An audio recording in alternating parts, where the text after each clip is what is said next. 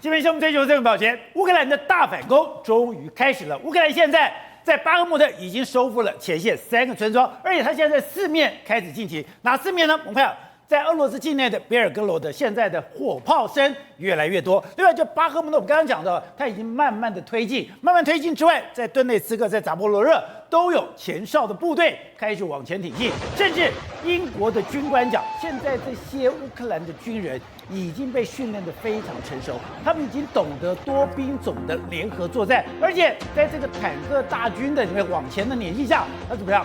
他说他们的灵活度竟然比步兵还要灵活，而且你看到所有的作战方式很多都在夜间进行，也就是他们发挥了奇袭夜袭的能力，也代表他们现在的装备越来越好。而相对的，俄罗斯这边传出说他们的逃兵越来越多，而且以前能战善战敢战的瓦格纳军团，现在居然讲说我也不要跟俄罗斯继续签约了。现在反攻的态势刚刚开始，现在全世界都非常看好乌克兰的大反攻，它会进到一个非常快的转折点吗？如果非常快的到转折点的时候，那普丁又如何自处呢？好，我们今天请到了美对方首席的财经专家黄寿松，你好，大家好。好，这是美岛电视报都的吴子佳，大家好。好，第三位是政论专家李明辉，大家好。好，第四位是资深媒体人张宇轩，观众好。好，第五位是资深的社会记者李玉峰，大家好。好，第六位是这个等于说战场经验非常丰富的梁东明，你好，大家好。好 ，So 刚刚讲的是，现在连泽连斯基都讲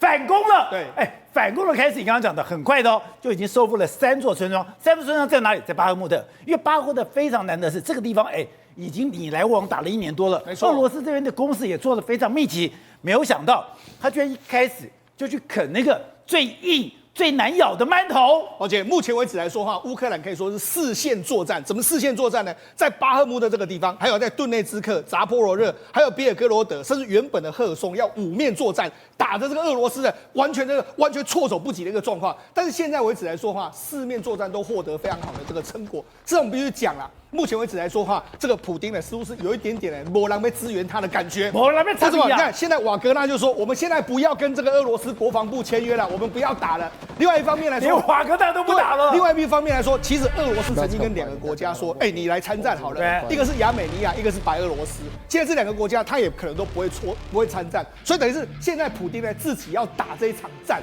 而且目前为止来说，火都烧到自己的家里面。比尔哥罗德不是前线失火，是他的目前为止家里面都失火的一个状况。那我们必须讲了，事实上这一场我们这个讲了非常久的这个大作战呢，或者说反攻，可能真的开始。你看到其实它是有步骤的。第一个时间里面，他们不是说全面在前线，不要静默，不要出声。另外紧接而来的话，前一阵我们不是看到说泽伦斯基为他们的乌克兰的军队授旗，授旗之后紧接开始就全面4线作战。要是没有这一次的这个这个所谓的新卡霍夫卡的水坝被炸的时候，可能同时是5线作战的一个状况。但现在因为新卡霍夫卡这边水坝炸了，赫尔松这个地方没办法往前明显的这个推进。但是就乌克兰来说的话，他们还是在前线收复了非常多原本啃不下的村庄，被他们收复回来的一个状况。因为泽伦斯基讲说，这个绝对不是单线作战，这也是多点作战，而多点作战，居然从乌东到乌南都有攻击目标。我们就讲，事实上在目前为止，巴赫穆特双方在那边战的你来我往的这个情形来说的话，其实目前为止来说的话，我觉得这一波的乌克兰的主要目标呢，可能是乌南这些地方，包括说从扎波罗热他们要打出一条通道，切断乌南这个克里米亚跟乌东的这个所谓连接之外，目前为止来说，他们在这个顿内茨克这边收复了3个村庄，一个叫涅斯库奇内。另外是布拉霍达内特，另外是马克耶夫卡。你看这3个城市被收复之后，现在整个往南推进的速度是越来越快的一个状况。你看现在为止来说，过去一段时间，其实在顿内茨克这边的民众很久没有看到乌克兰的国旗了。你看他们现在打进去之后，就开始打回顿内茨克，开始升起乌克兰这个国旗。他们就说，这个目前为止，我们已经有1年多的时间没有看到乌克兰的国旗，他们到处都在村庄里面插上乌克兰的这个国旗，所以现在已经攻到他们目前为止的顿内茨克都打进去。原本我们就讲，这是战前其实就这个俄罗斯占领了，现在他们开始往这个战前的目标前线开始往前打进去。而且他们讲说，如果这样子一直往下切下去，会切到哪里？会切到马利坡。对，也就是说，当时打的亚速营坚守最厉害的马利坡，难道要夺回来吗？而且如果你真的把马利坡夺回来的话，那乌东跟乌南俄罗斯的部队就完全被切开了。目前为止来说，他们用2条路线往，一个从这个顿内兹克，一条从扎波罗热，要切断整个乌南跟这个克里米亚的这个连接。所以对俄罗斯来说，他的这个前线战事真的相当不利。而且不止这样哦，事实上这几天的时候呢，我们要欧洲，特别是英国，不是提供了这个暴风之影的这个飞弹吗？上这几天的时候，暴风之影的飞弹就击中了这个目标，疑似是暴风之影击中这个目标。这个目标是什么呢？宝姐，事实上普丁如果看到他吓一跳。为什么？他们4月才去吗？对，因为普丁4月的时候才在这边建，这边哦，就在这栋建筑物里面建了他们的军事的这个指挥官，说，哎，我们现在目前为止站得还不错啊。在那边你看，就是这个之前4月的这个画面。那为什么这样说呢？事实上，这个地方是靠近这个克里米亚，这个赫尔松这个地方，因为原本的赫尔松的这个首都呢，他把它移到这个地方来，这个地方就是赫尔松的这个亨尼切斯克，把它变成是这个赫尔松目前的首府。原本赫尔松首府在这边，他把它换到这个地方来。那撤回来说，哎，上次他来这边见面的时候，哎，都说啊，这个地方一定没有问题，所以我们才说，哦，他居然赶到前线去啊，就没想到他现在已经离开，4月份就离开了嘛，就没想到这一栋建筑现在就被摧毁，而且现在可能是英国的这个暴风之影，所以告诉你什么？太挑衅了吧？对，告诉你，你来鬼，我把你炸掉，那意思是说我可以炸得到你，所以现在我也只能说，而且俄罗斯似乎是没有任何的警觉，没有任何的防空系统，这个发现它就直接把它炸掉，所以这个对俄罗斯来说当然是相当具有挑衅的一个意味啊。而且现在乌克兰射出的影片也越来越多了。刚刚不讲吗？你现在非常快的在顿内茨克，你在巴赫穆特里面一寸一寸土地的给拿回来，现在大概已经拿回了1/3台北市这么大的土地。那怎么打的？你看。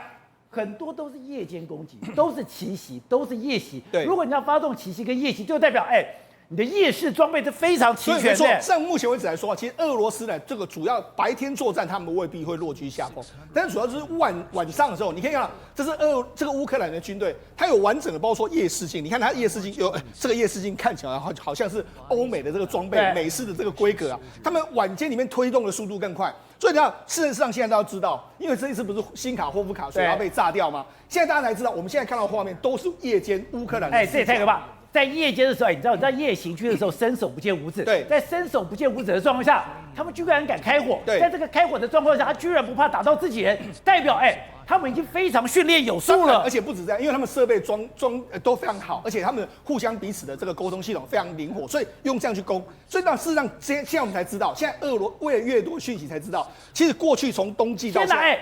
他们不是单兵作战，他们在坦克上面，他们等于是前线作战，所以你知道，实际上这个作战已经很久了。这个我们知道，从冬季的时候，他们双方就沿着第聂伯河两边在互相开火，也就是冬天呢，如果你看这是在水面上。也就是晚上的时候，我就往前推进一点点这个状况，所以你知道这其实是这样一个情形。那当然，现在问题是现在乌南整个水淹之后，他们还是会用这样的方式，只是推进的速度会比之前稍微慢一点点。所以之前不是讲说他是新卡霍夫卡把水坝炸掉了以后，就是让赫尔松乌南的地方水位上升，我迟滞乌克兰的进攻。如果我有这样的前提，我有这样的水上装备。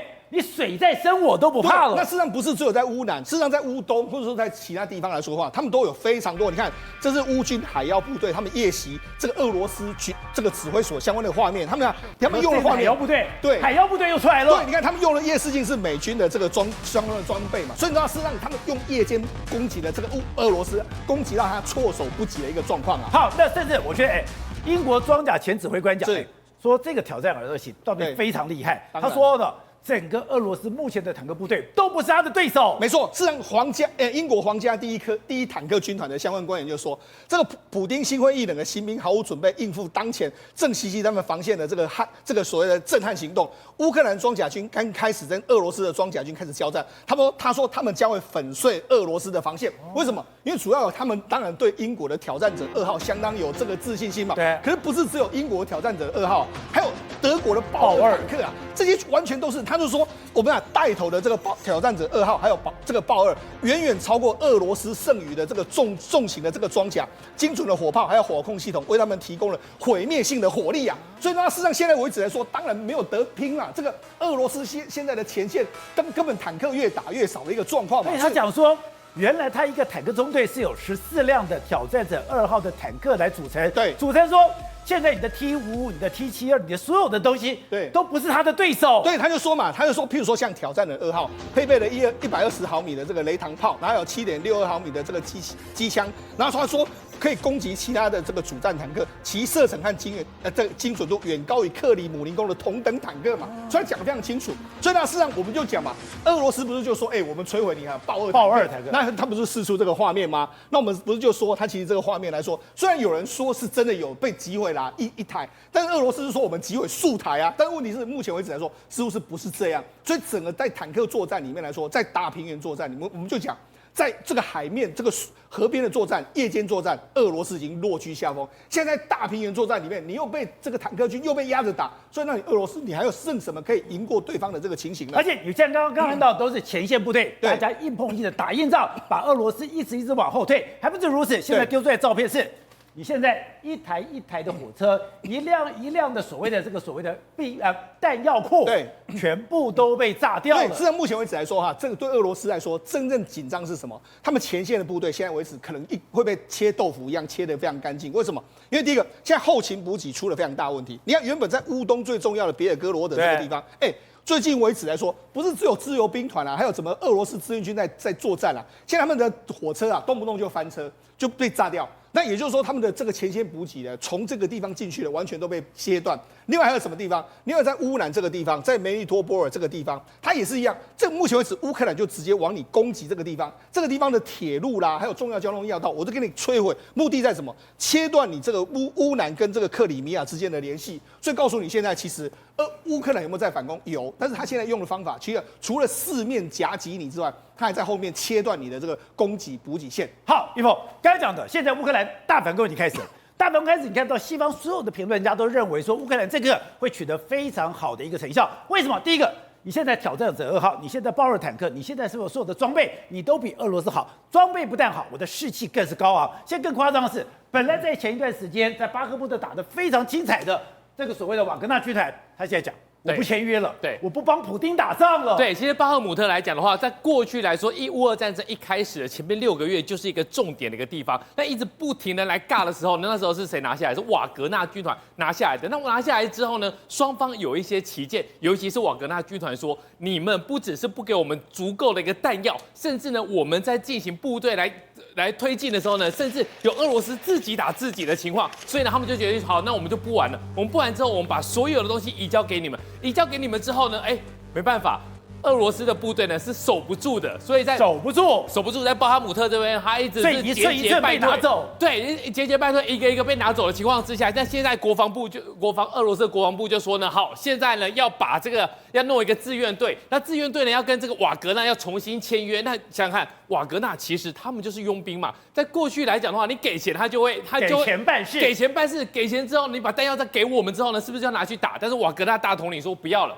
我们不愿意跟你签约了，因为你们之前对我们来讲太过残忍了。所以他说我不要跟绍伊古签订任何合约了。对，他不要跟国防部长签任何的合约。那不签合约的情况之下呢，其实巴哈姆特这个地方呢，根本就是守不住的情况。好，我们看，其实英国情报单位的每次做的这个评估跟数据都非常的一个准确。他讲说，现在在这个战争开始打的时候，第一个，俄罗斯的逃兵越来越多，对，还有他每天的死亡人数都是1000人以上。对，现在来讲的话，不只是在巴哈姆特，还有扎波罗热，其实很多的地方啊，经过这个乌克兰来轰炸之后呢，它是完全挡不住了。比如说这个地方已经。这个之前普丁去过，既然有办法被暴风之影直接给轰炸了，对，而且呢，现在来讲这个距离因为非常遥远，甚至呢谣传出来，这暴风之影到底是外销版的还是英国自己境内版的？因为境内版的才有办法打到这么远啊。好，我们刚才讲的是。现在这个地方是普丁之前去过，在4月去过这地方代表这个地方非常安全，完全在俄罗斯的掌控之下。可是居然可以从远的地方把你给炮击毁掉以后，到崩溃底下，这个房子就真的变成断垣残壁了。对，而且呢，可以知道说呢，它在地点这么远的情况，赫尔松，那如果打过来之后呢，可以打成这样的话，你其实如果真的是英国他们自己境内版可以飞500公里远的这个暴风之影的话，往上去打。问题会打到莫斯科？对啊，这距离是 OK 的啊，但是这个东西弄下来的话，我相信英国不会同意。可是呢，现在乌克兰已经告诉大家说，这些东西我在手上，而且呢，我有办法操纵这些东西要打哪里。好，东伟，真的开打了，真的反攻了。可是，有人讲说这个反攻好像没有跟哈尔科夫一样，一下子就把哈尔科夫拿下来，好像是慢慢的推进，而且全部都是用夜间的优势打的俄罗斯招架无力。对，确实是开始反攻了，有几个迹象。一个是泽伦斯基前2天接受采访的时候说，反攻正在进行之中，泽伦斯基都承认了。然后普丁也讲了，乌克兰反攻已经开始了，但是他们没有达到目的，他就讲了。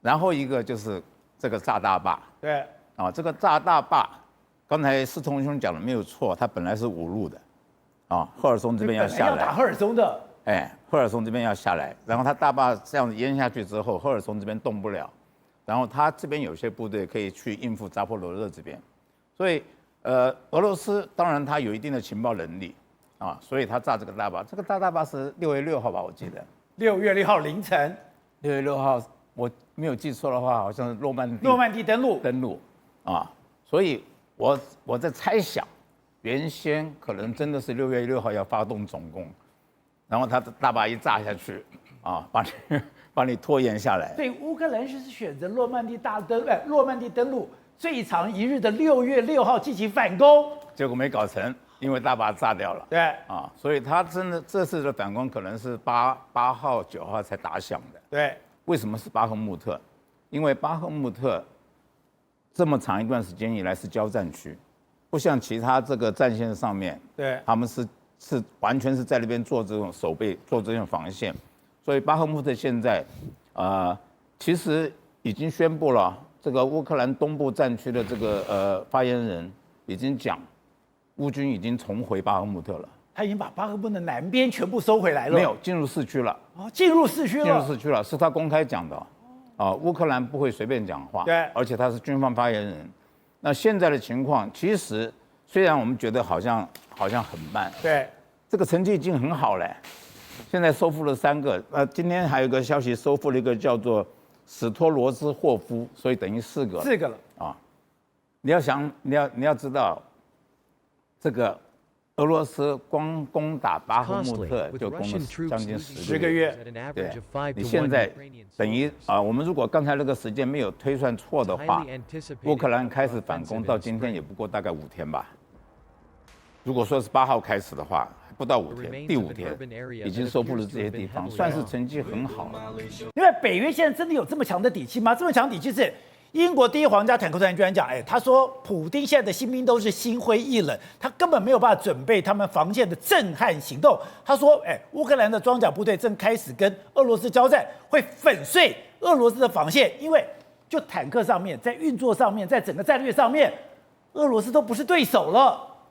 在先前，我们大概听的最多的就是德国这个豹2，对，大家会有一个想法，说豹2只要上场就结束了，不是这么回事，你必须还是要靠你的战术，你的这个部队的战力。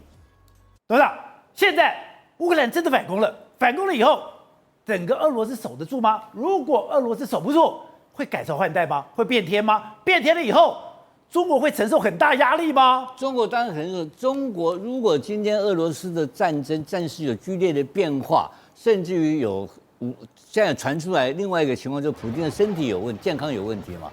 如果普丁的健康有问题，然后战局有变化，对，然后俄罗斯的内部的政治情势有重大变化的话，那俄罗斯只要不要目前的形势，只要战争和解的话，但俄罗斯也然后变成中立的色彩。就是出现一个中性中立的俄罗斯的话，那不是普丁政权有更迭的情况之下的话，这个对中国就是最大的威胁了。然后现在目前第2个阶段，现在目前你看到泽连斯基发动一个新的这个他已经宣称是一个大型的反攻的开始了嘛，而且有初步的成效。对，那这种情况之下，那你认为习近平会没有多的情报吗？习近平会没有判断吗？当然有判断啊！他吓到了吗？他当然对这个情势的判断有做出对他不利的一个可能性的准备嘛。对，万一今天局势有变化的话，当然中俄关系之间就会有实质上的改变嘛。如果说今天普丁的政权更迭的情况之下的话，怎么会是出现一个对中友好的嘛？因为谈判一定是要进入所谓的和平谈判。对，那这个和平谈判看起来已经不是属于中国主导的谈判，而是属于欧洲、欧盟、北约跟俄罗斯之间直接的谈判。对，那在这种情况之下，你不是当事者，你是局外人的话，那对你就出现不利的形势啊。难怪习近平跑到北方军区，不断的强调巩固边疆，那个是他们长期的国家的战略。如果这个拿下马利波的话，就是你刚刚你前面讲到，就把俄罗斯的部队一切成两半了。对，切成两半的情况之下，这个时候俄罗斯的部队就遭受到很大的威胁啊。但是反过来，俄罗斯部队也在利用这个形势，也有一个说法，他干嘛？他们也准备利用这个时候用一个非常大型的逆袭，然后逆袭的话去拿下这个哈尔科夫啊。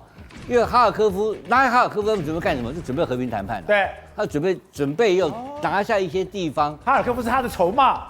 因为拿下新的哈尔科夫州的话，就可以让这个俄乌之间的距离莫斯科这个整个的边界的包括上纵深要加大嘛。另外还有更重要的，就明年开始有很多欧洲或西方的国家要有改选。改选是重要的，美国就明年11月份改选。改选以后的政权或改选的过程当中，这个政治的不稳定性能不能够支持乌克兰继续打到底，这还是未定之天。好，刚才讲的，现在战局对俄罗斯不利的，所以现在俄罗斯的媒体居然呼吁什么？呼吁说中国人民解放军要不来帮俄罗斯？跟你说不可能，因为你说中国现在自身难保。没错，实际上目前为止来说国际媒体都说了非常多，包括说《华尔街日报》讲得非常清楚。他说，中国长期信贷狂欢后果显现，中国经济面临到偿债的这个拖累。宝杰，那是什么意思呢？主要原因我们就不是说吗？中国在过去一段时间不是拼命的大基建嘛？对，他用所谓的大基建，所谓大基建是什么意思？就类似我们台湾不是8800亿的前瞻预算，我们就是说，你透支未来的这个年轻人的这个支出吗？中国一样，中国只是透支的更加严重。对，他把过去未来20-30年的完全都透支完毕了。而且你之前讲说，中国把他未来几代人的钱都花光了。为什么这样说？你可以看到说，目前为止来说，国际的统计里面，他们这是中国的总体的负债，总体负债包括说家庭。还有这个所谓的企业、中央政府跟地方政府，我们必须说，目前为止，中国的中央政府呢，其实本身还算蛮有财政纪律。问题是它的地方政府，还有包括它的这个一般的企业，还有家庭，税率非常高，就是债务非常高。它目前为止来说，中国的总债务跟所谓的 GDP 的比重是295，什么意思呢？就我1年 GDP 呢，其实我们的负债是在1年 GDP 的3倍，那不是比希腊还严重了？所以呢，你就说那只是没有报，你一报的话，那等于是你把未来几代人就完全透支。对，那当时呢，希腊做了什么动作？他们要撙节好几年才能够活过来。对，但问题是中国现在有可能会撙节吗？不可能撙节。所以说，中国现在的负债跟 GDP 比当年的希腊还更严重。但是问题是，它不可能像这个希腊一样撙节好几年，然后才重新活过来。如果没有撙节的话，你中国这个只是把这个整个所谓炸弹越弄越大。事实上，我们就讲，因为过去它盖了非常多的这个重大建设在各省，所以你看广西不是已经快要破产了吗？另外昆明也要破产，这个河南啊、贵州都是一样。现在完全这些省份都是负债累累的一个情形。好，那为什么他们会负债累累？因为他们盖了太多没有必要的工程。我们就说不是透支未来嘛？你看这个就是最基本的啊。对啊。这在贵州的这个山上里面来说，它该这样，一个山里面有5个孔，穿越5个这个高架桥，而且这高架桥都花非常多钱，有高铁在上面跑啦，哪有高速公路在那边跑？对。他们当时很棒，说你看厉害了我的国这样一个状况。可是问题是，宝杰，你这是要花钱呢？你花钱下去之后，你有回收吗？根本没办法回收，这些完全都变成没有用的这个工程啊。好，那不是只有这种没有用，像你看，宝杰，你知道我们在炒台湾的时候，我们就说，我们高铁要延到什么这个宜兰，要延到这个所谓屏东，我们就已经炒翻天。这个到底能不能回收，我们炒翻天，中国不管，反正我先盖的，这就是在透支未来人的这个状况，还不是只有这样。你看他们有什么哈高大，也就是说贯穿什么黑龙江啊、吉林还有辽宁这些，因为这些地方是永冻土，他也不管，反正我就盖了之后呢，先盖再说。对，现在为止来说都没有人在那边做，完全都没有，几乎是完全没有人哦。他们这样，因为为什么？他们这个地方根本人口就没那么多，你要盖高铁吗？完全没有必要。你说东三省这个哈高大是没有什么人做的。对，那他们当初就说，你看我们克服这个工程的难度，因为呢。冬季跟夏季最高温差70度，所以我们花了好多精神去做，但做出来问题没人做，那你做这有什么用？对。然后另外一个是什么？另外是青藏铁路，他们也是盖了很多也是花了一大堆钱，花了好几千亿人民币。问题是，你知道会对外宣传吗？问题，宝杰，你知道，事实上目前为止，青藏铁路或者说他们这个所谓的很多高速公路，你只要横跨到什么青海、西藏这些问题啊，因为这些地方都有永冻土，他们其实是常常坏掉再修。坏掉再修，都是一直这样的轮回里面。所以告诉你什么？你花了那么多钱，问题是没办法这个回收啊。那你看中国就有一个博主就说，他说中国上半年2022年的上半年的总亏损高铁亏了800亿人民币。他就说了，为什么？因为他就说了，因为他们根据他们去算他说中国需要耗费这个每公里要耗费1万度的这个电，对，日本高铁耗电才43度，怎么差这么多？